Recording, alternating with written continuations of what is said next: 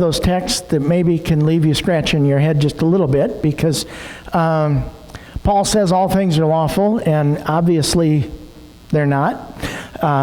There's a number of things that you can do to get yourself in trouble if you so desire. So that's kind of, we need to look at that in terms of what Paul maybe meant by that. And then he tempers that position by saying that all things are lawful, but not necessarily all things are beneficial.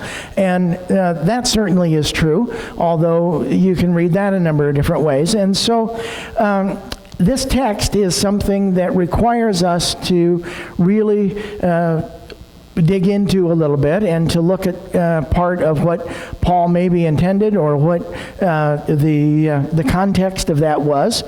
And if you read like the entire chapter, if you look at the context of what Paul is saying there, we can only assume that Paul is trying to answer a question that was posed to him, probably by letter, from the church in Corinth. And I don't know if you've ever had the experience of only hearing like one half of a telephone conversation, but when we read the letters in the New Testament, that's basically what we have, because there was questions asked, there was something that precipitated the letter in the first place, and now we have Paul's letter that is a response to that, but we don't always necessarily know exactly what the questions were. And if you read, like I said, the whole chapter, you'd be led to the conclusion that Paul is mostly answering a question here about food, because he goes on and he talks a lot about, basically you can eat anything that you want. Now, I think that it is our responsibility, in a sense, to look beyond the food.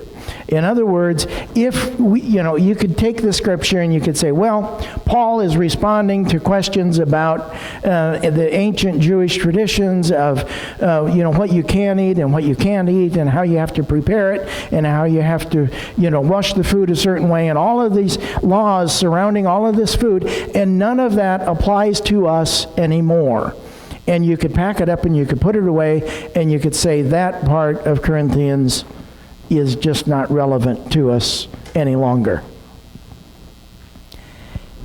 I kind of resist that, because I feel like we can almost always find something in a text that is relevant for us today, if we bother to really take it apart. So what I'm going to do this morning is we're going to kind of explode this text. We're going to, break it apart and look at all of the little pieces and parts and puzzles that are in there. And by doing that, we're going to find some morsels of truth that not only applied to ancient Judaism and some of the people in the church in Corinth that Paul was writing to, but we're also going to find some kernels of truth for us today. And so as we look at that text, one of the first things that I wanted to point out is Paul makes a distinction between what is lawful and what is good for us. Okay, so, those cream puffs and those donuts and stuff, there's no law that says that you can't eat that stuff. But there is some question as to how good that is for you. That also goes, for tobacco or your alcohol or whatever it is that you choose to do.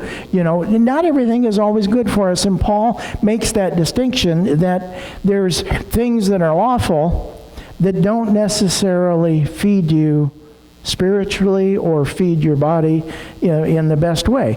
And so that's one item, one little thing that we can take from this text that seems rather obvious, but it's worth mentioning that, even though you can, doesn't mean that you should. And that's kind of an old saying. But the second thing, though, that we can do when we look at this text is we can really begin to puzzle in our own minds about what Paul meant. What's the meaning behind when Paul says all things are lawful? What does that really mean? How do we judge that? How do we decide what is lawful? Now, in our context, in our modern day 21st century world, when we talk about being lawful, that means that we follow the law. And laws generally are put into a society or into a culture to kind of control the chaos a little bit. The light turns red, and most of us don't accelerate, we brake. And we stop for the red light. Or speed limits are posted, and most of us, follow the speed limit most of the time. I think it'd be an interesting experiment sometime to, the state police pulls you over for speeding, and you say, well, officer, it's like this. You see, Paul, in his first letter to Corinthians, said that all things are lawful. I don't think I'd get very far, doing that. Because, to be lawful in this day and age, to be lawful in this context, means that we follow the law. Now, of course, you don't have to. You can break the law. You cannot stop at the red light. You cannot file your taxes. You can go rob a bank. You can do and there are always consequences for that. And that's kind of the way that it works. And the consequences, there's a broad range of consequences from, having to pay your parking ticket to life in prison. There's a huge range of consequences based on what particular laws that you broke. But in our context, in a relevant 21st century take on this, what it means to be lawful means to abide by the law. Now, if you were going to say that Paul's comment on the law was really geared toward ancient Judaism, you would be correct. But I don't think that necessarily has to be the case for us as we look at this text. We can, explode this text a little bit, and we can open it up, and we can look at it in new ways. But as I was doing that, as I was thinking about the law, and what the law means, and what all of the different interpretations of law that we have around us, it occurred to me that there really are two different types of law. At least two different types of law. The first law that I was just talking about are laws that we make.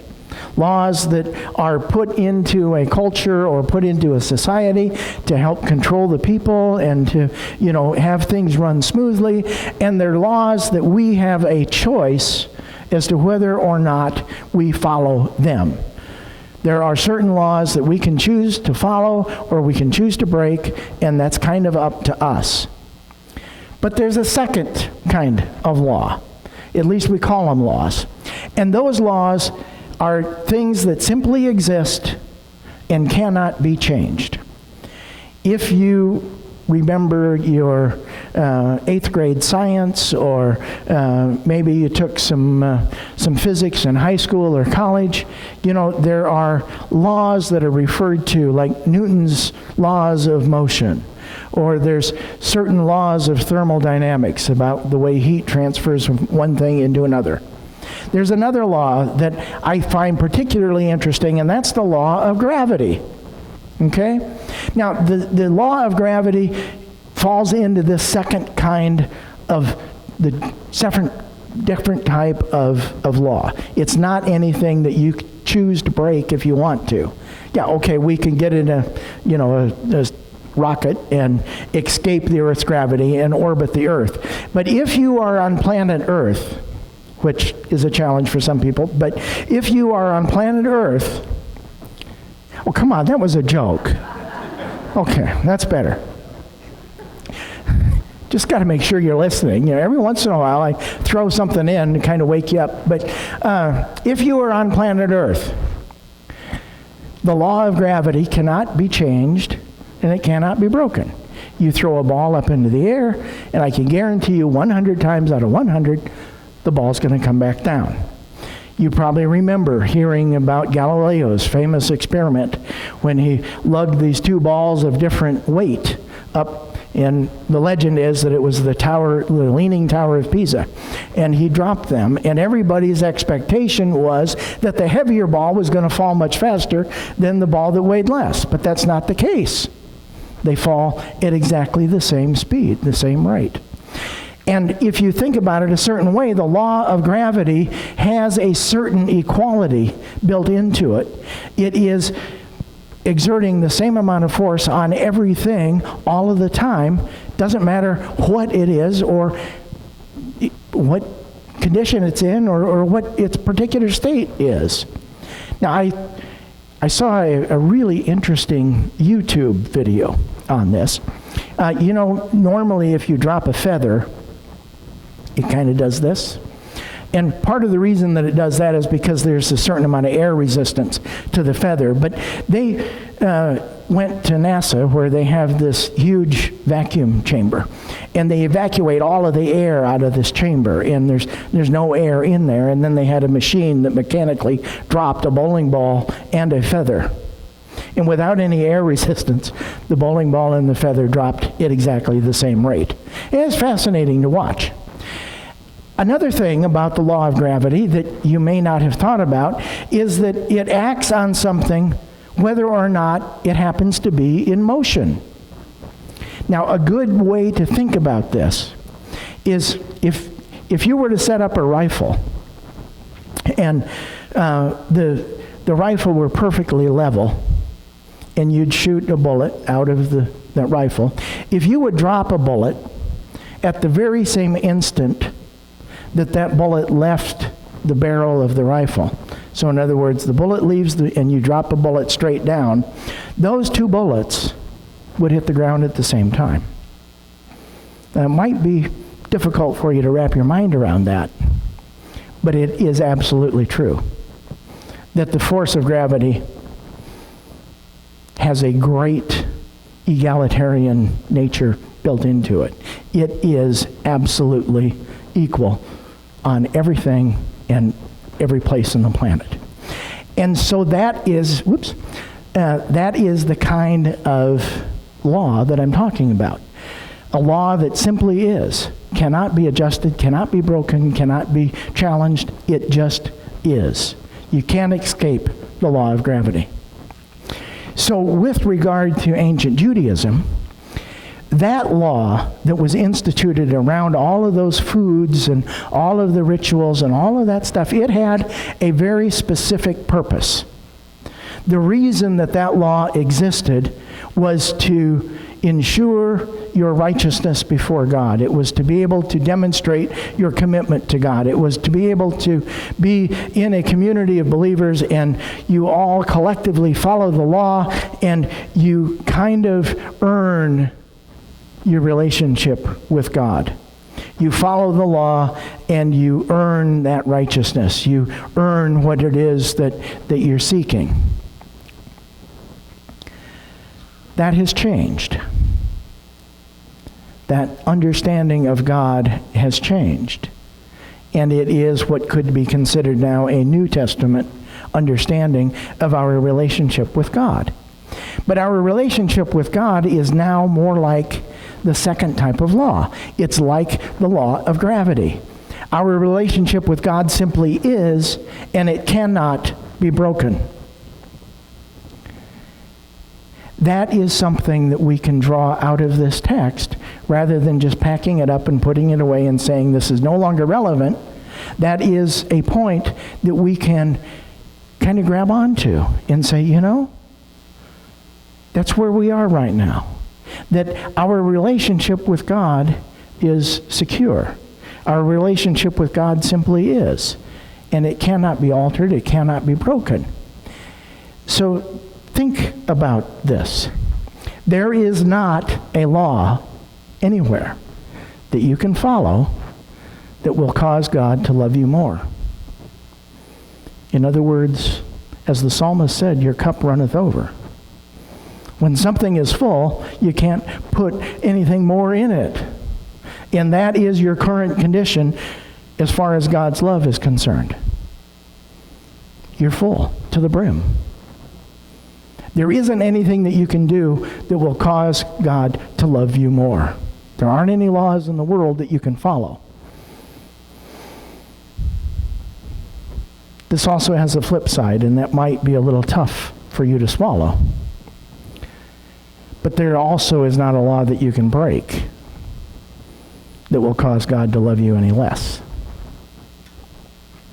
And that is the kind of equality, the kind of egalitarian nature of God that is demonstrated in the natural law, the law of physics and the law of gravity and the laws of motion that control this universe.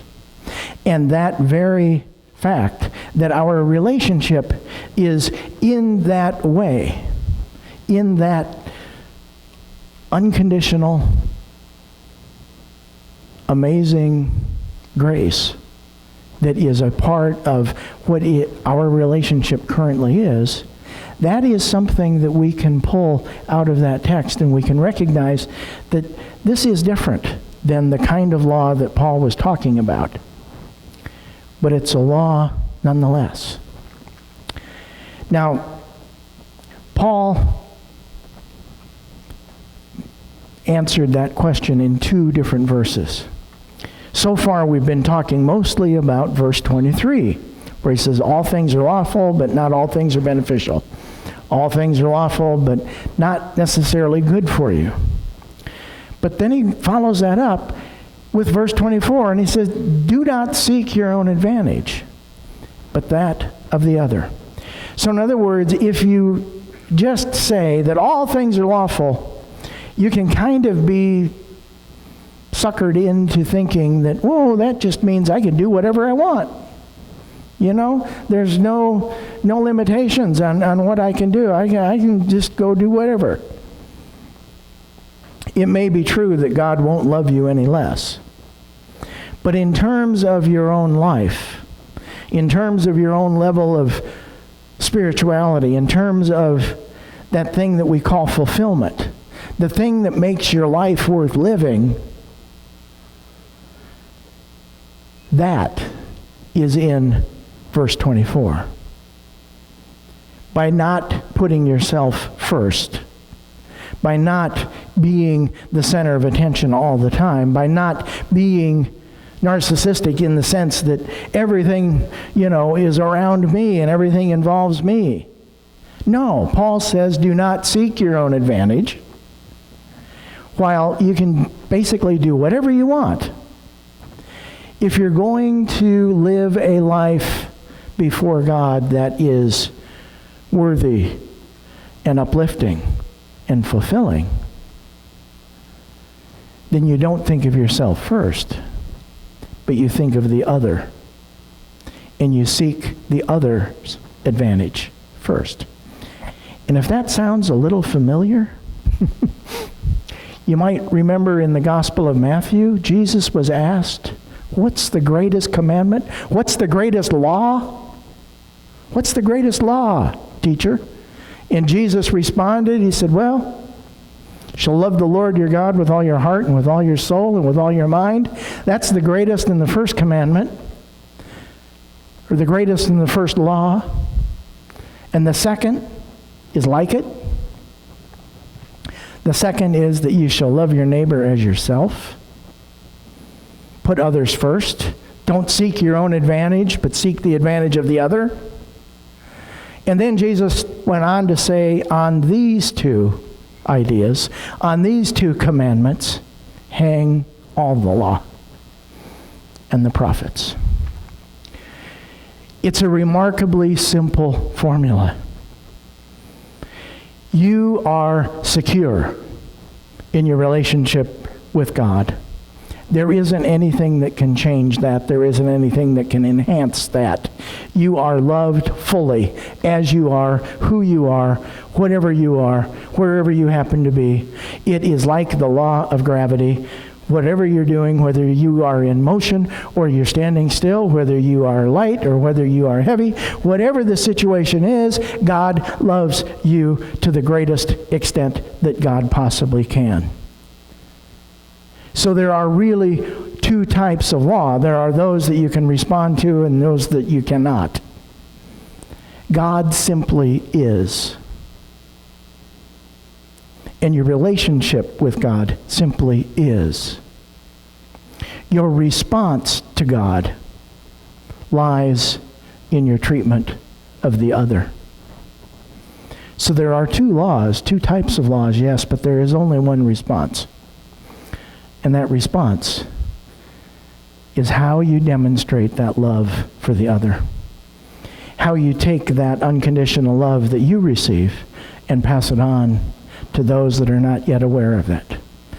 How you put into motion loving your neighbor as yourself. That is the only response.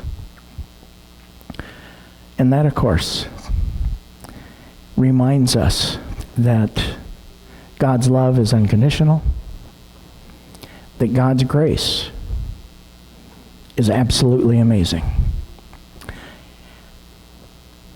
And that, of course, is our closing hymn. So food for thought, but let's stand and join in singing Amazing Grace.